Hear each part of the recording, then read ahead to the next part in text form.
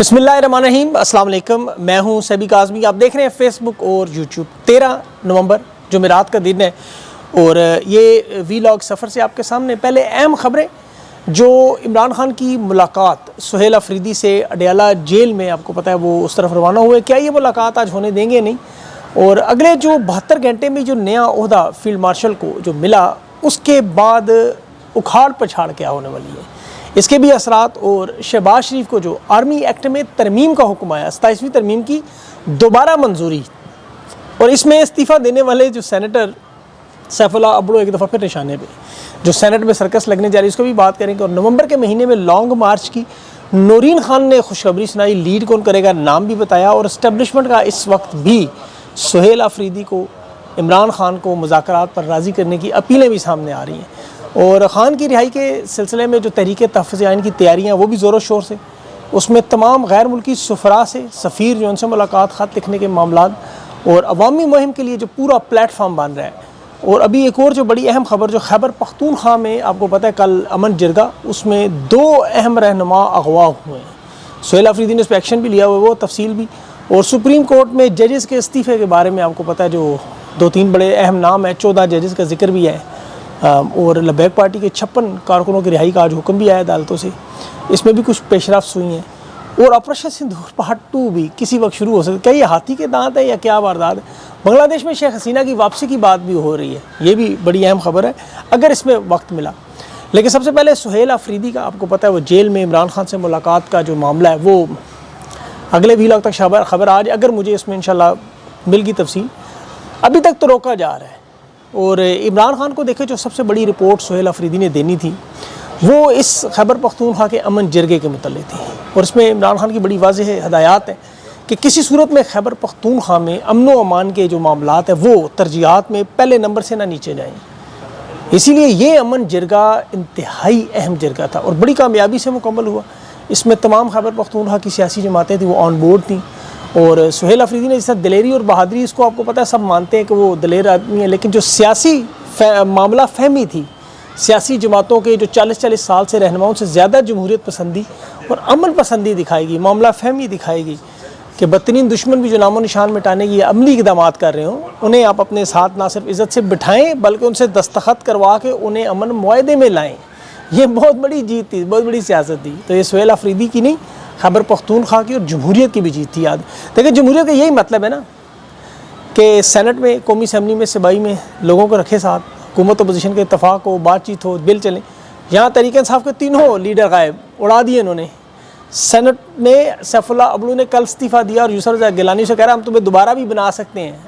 मतलब हमने इस्तीफ़ा माना ही नहीं, आज उसका वोट चाहिए, उसके लिए उन्होंने इस्तीफ़ा तस्लीम करने से इनकार। जो सर्कस लगी हुई है। तो जो अमन जिरगे में जो खैबर पख्तूनख्वा में हुआ, हकीकी मानों में ये एक बड़ा ताज़ा खुशगवार हवा का झोंका था। खैबर पख्तूनख्वा की अवाम की जीत थी, सियासी जमातों की जीत थी। इसमें पीपल्स पार्टी, नून लीग ने ज़ाहिर थोड़ा सा इस्टेब्लिशमेंट पर शोर मचाया कि इनका नाम नहीं होना चाहिए, सॉफ्ट हैंड हो, अलामिया सख्त ना हो, लेकिन उसके बावजूद वो 15 नुकात मंजूर हुए। अब ये रिपोर्ट जो है सुहेल अफरीदी ने इमरान खान को भी देनी है। ज़ाहिर इस रिपोर्ट के पहुँचने की रोकने की पूरी कोशिश की जाएगी और इसीलिए मुलाकात भी रोकी जा रही है। और दूसरा ज़ाहिर है मामला खान की रिहाई। अब इस नवंबर में देखें, एहतजाज 24 तारीख को साल पूरा होता है। इसमें अब इन्हें डायरेक्शन चाहिए इमरान खान से। ज़िम्मेदारी लीड करने के लिए तैयार है। नूरीन खान ने बात भी की है कि एहतजाज की ज़िम्मेदारी ज़ाहिर है सुहेल अफरीदी ने ले ली है और वो लीड करने पर भी तैयार है। लेकिन अब इस ज़िम्मेदारी को कैसे निभाएंगे, ज़िम्मेदारी बहुत बड़ी है। तहरीक तहफ़्फ़ुज़ आइन इनके साथ खड़ी है, अल्लामा राजा नासिर अब्बास, महमूद अचकज़ई। यहाँ इन्होंने दुनिया के तमाम ममालिक के सफ़ीरों को जो मुलाकातें शुरू की, उसमें बताना शुरू कर दिया कि देखें ये हमारे साथ हो रहा है और हम इस तरफ जा रहे हैं, आइन और कानून के हवाले से भी और जो जुल्म व सितम है उसके हवाले से भी, और आइंदा एहतजाज की लाएअमल भी कि ये देखें हुकूमत हमारे साथ किस तरह कानून का खिलवाड़ कर रही है। कि पूरी दुनिया के मीडिया में आज देखें, अखबारात में, यही फील्ड मार्शल की तोसी का मामला है। तो तहरीक इंसाफ की क़यादत की तरफ से कहा जा रहा है नवंबर की तैयारियाँ हो रही हैं, भरपूर हो रही हैं।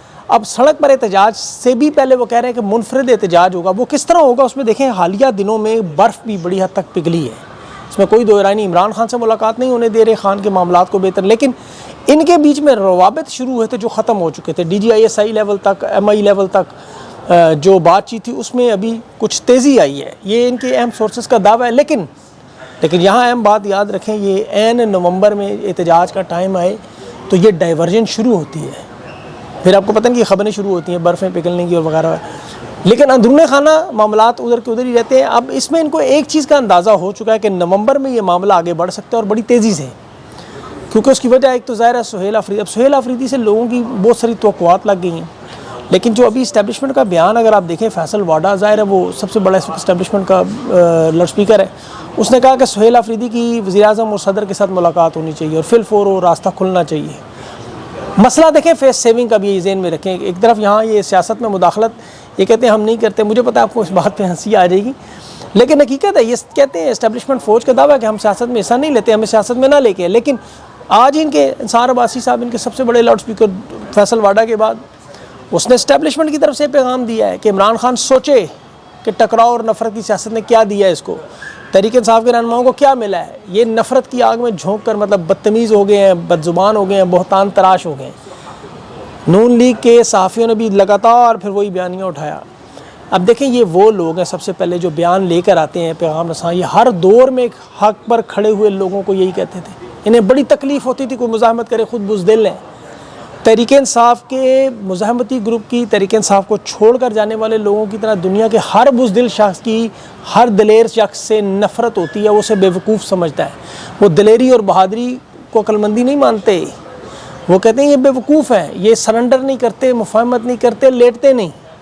یہ پوری انسانی بنی نوع انسان کی تاریخ میں آپ دیکھ لیں کہ یہ مقبولیت اور قبولیت کا فرق نہیں سمجھتے ہیں، یہ ظالم اور مظلوم کا فرق نہیں سمجھتے۔ یہ عمران خان کو مشورہ دینے کی بجائے کہ معافی مانگ کے وہ مزاحمت کر کے نواز شریف کی طرح لیٹ جائیں، اقتدار کا حصہ بن جائیں، اب آپ یہ بتائیں یہ کرنا جائز ہے؟ ان کو تو چاہیے یہ بتاتے کہ عمران خان کے ساتھ جو ہو رہا ہے، جو تحریک انصاف کا مینڈیٹ چھینا، جو آرٹیکل 6، یہ غداری ہے 24 کروڑ عوام کے ساتھ۔ ایک 22 گریڈ کا افسر اٹھ کے بدماشی سے، کیونکہ اس پر طاقت ہے، 9 مئی فالس فلیگ آپریشن بنا دے، اسٹیبلشمنٹ جھکا دے، توڑ دے، یہ سب کچھ ٹھیک ہے، سروں کو گرانے کی کوشش کرتا رہے، سر دباتا رہے، سر اٹھانے نہ دے، لیکن جو آگے سے رزسٹ کرے، کھڑا ہو جائے، وہ وکٹم بلیمنگ، اسے پکڑ لو۔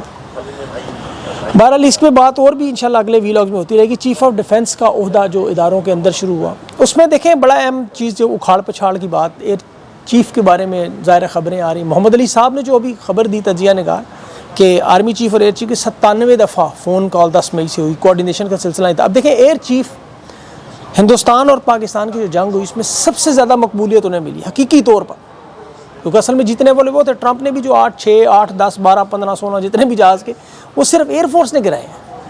تو اب ان کے استعفیٰ دینے، تبادلے کے بہت ساری اور بھی خبریں اس طرح کی آ رہی ہیں کہ انہیں ہو سکتا ہے ریٹائرمنٹ کی طرف لے جائیں۔ 27ویں ترمیم کے بعد دیکھیں فیلڈ مارشل کو یہ پسند نہیں آتا کہ کوئی ان کے مقابلے میں، آج انٹرنیشنل میں جو اخبارات ہیں وہ کیا لکھ رہے ہیں کہ یہ مکمل ایک امریت، اور امریت کا مطلب اپنے جیسا کوئی نہیں۔ اور پھر ابھی ٹرمپ کا جو بیان آیا نا ایٹمی ہتھیاروں کے حوالے سے کہ پاکستان زیر زمین تجربے کر رہا ہے، اور اس میں ظاہر ہے فضائیہ کا بڑا اہم معاملہ ہے، کیونکہ فضائیہ کی ایک تو شاندار کارکردگی ہے، دوسری طرف سے ان کا نام سامنے آنا۔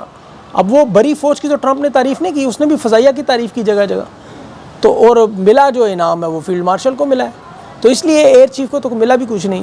تو اس لیے جہاں جہاں یہ معاملہ سامنے آئے گا، جہاں جہاں سامنے کوئی آئیں گے تو وہ اکھاڑ پچھاڑ ہوگی، لیکن اس میں دیکھیں عین ممکن ہے کچھ بھی نہ ہو اور سب کچھ ہو جائے، سارا کچھ چینج کر دیں، اس سے پاکستان کی عوام کو کوئی فرق نہیں پڑتا۔ ادارے کے اندر جو ان کا حق ہے، جو مرضی انٹرنل مسئلہ ہے، یہ ساروں کو اٹھا کے پرے کر دیں، ساروں کو اٹھا دیں، یہ جانے فضائیہ جانے اور نیوی جانے۔ لیکن جس طرح سپریم کورٹ قانون کے حوالے سے آپ دیکھیں سارے کے سارے جج اگر فرض کریں سپریم کورٹ میں کل کہہ دیں ہم نے نہیں آنا، آپ کو کوئی فرق پڑے گا؟ نہیں پڑے گا۔ یہ اٹھا کے پاکستان کا آئین پھاڑ پھوڑ کے پھینک دے ردی میں پاکستان کو فرق پڑے گا؟ نہیں پڑے گا، عوام کو نہیں پڑے گا۔ یہ جسٹس منیب، جسٹس فاروق، دوسرا جسٹس نام ہی دیکھیں لوگ یاد نہیں آ رہے، اطہر بن اللہ وغیرہ، یہ سارے لوگ اگر کل کہہ دیں کہ ہم سپریم کورٹ سے جا رہے ہیں، ہم گھروں میں ہم واپس نہیں آئیں گے، 27ویں ترمیم میں 28ویں کے بعد ہم لوگ نہیں اب کام کریں گے، تو آپ کو کیا فرق پڑے گا؟ کچھ بھی نہیں فرق پڑے گا، کیونکہ انہوں نے عین وقت پہ جب ٹائمنگ تھی، جب عصر کے وقت انہوں نے روزے توڑے، جب قیام کا وقت ہے یہ سجدے میں چلے گئے، تو یہ سپریم کورٹ جائیں نہ جائے، وفاقی آئینی عدالت بنے، شرعی عدالت بنے، جو مرضی سے کوئی فرق نہیں۔ اب تحریک انصاف کو کیا دھمکیاں دینے کہ آرٹیکل 17 میں تبدیلی کر کے کالعدم کر دیں گے، بین کر دیں گے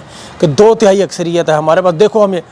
میں سوچ رہا تھا جب 2/3 اکثریت تو آ جائے ان کے پاس، جب الیکشن بھی نہیں ہوئے تھے، حکومت کا نام و نشان بھی نہیں تھا، قاضی فائز نے بلہ چھین لیا تھا، آج تو 2/3 اکثریت ہے، آج تو سیف اللہ بڑھو تحریک انصاف کا کارکن نکال کے وہ سینیٹر بنا دیں، وہ کہتے ہیں ہم دوبارہ کارکن بنائیں گے، دوبارہ سینیٹر بنا دیں گے، ممبر بنا دیں گے۔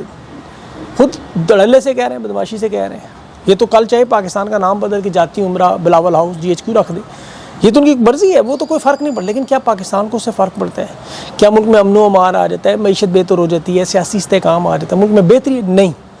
یہ 1990 سے جب تک نکلیں گے نہیں، اس وقت تک سیاست کی جان نہیں چھوڑیں گے. پاکستان کی ترقی کا معاملہ نہیں ہو سکتا، اور یہ سب کچھ جڑا ہوا ان کی سیاست میں مداخلت سے. ابھی پشاور میں آپ کو اہم خبر جو جرگے کے حوالے سے، کل جو بڑا اہم جرگہ ہوا اس پہ دیکھیں PTM کے نمائندے بھی موجود ہے. PTM کی وہ جماعت ہے جس کے اوپر وہ آئے تھے نور اللہ ترین اور حنیف پشتین، یہ دو لوگ اب انہیں ریاست کالعدم تنظیم قرار دے گئے، بین قرار دے چکے.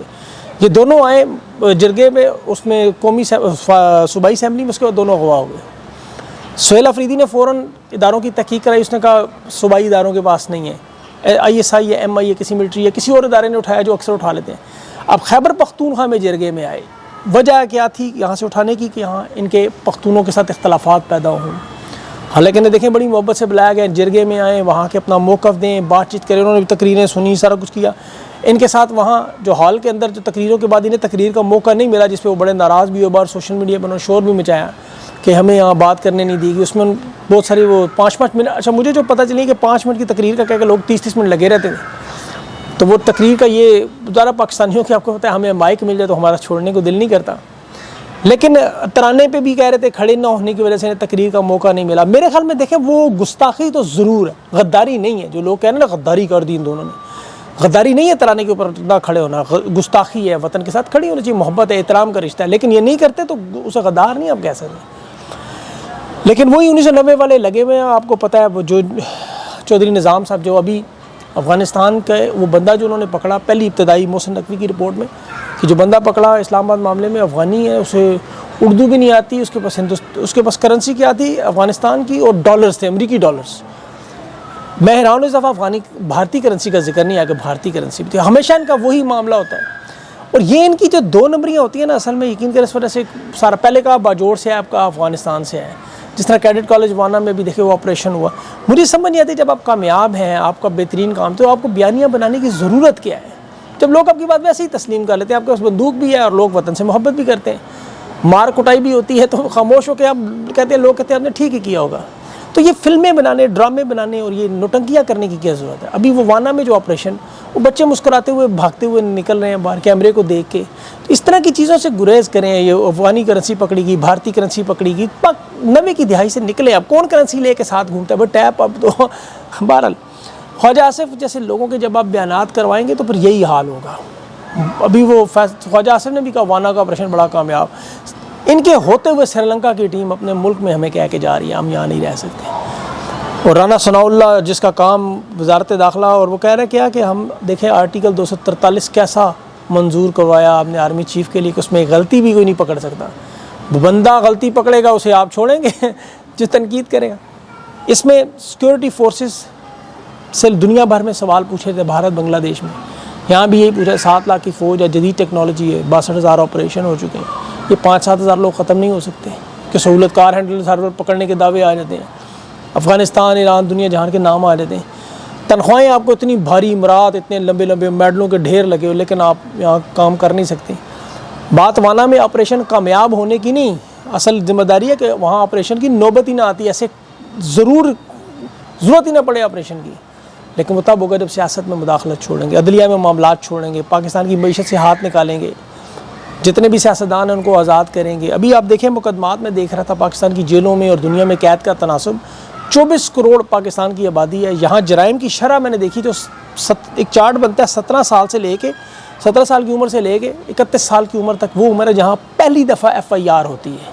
یہ دنیا بھر میں شماریات بھی میں چیک کر رہا تھا. اس میں پاکستان دنیا کا واحد ملک ہے کہ جہاں کی تاریخ کا منفرد کیس ہے کہ عمران خان کے اوپر پہلی FIR جو ہوئی ہے وہ 71 سال کی، 17 کو یعنی الٹ کرے 71 سال، اور پھر 1 سال کے اندر عمران خان کے اوپر 300 سے زیادہ کیس بنے ہیں.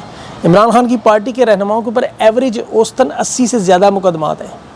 اور یہ اسی طرح 9 مئی، فالس فلیگ، اور پھر یہ پاکستان کی عوام میں سیکورٹی اداروں کی جھوٹی باتیں سچی تسلیم کرتی بھی نہیں سی. اب یہ سارے معاملات ہیں، اس کے علاوہ اور بھی بہت سی چیزیں ہیں، لیکن انشاءاللہ کوشش کروں گا کہ وہ اگلے انٹرویو میں اسحار رانا صاحب کے ساتھ میرا بڑا زبردست انٹرویو وہ ضرور چیک کیجیے گا. مجھے اجازت دیں، اللہ حافظ.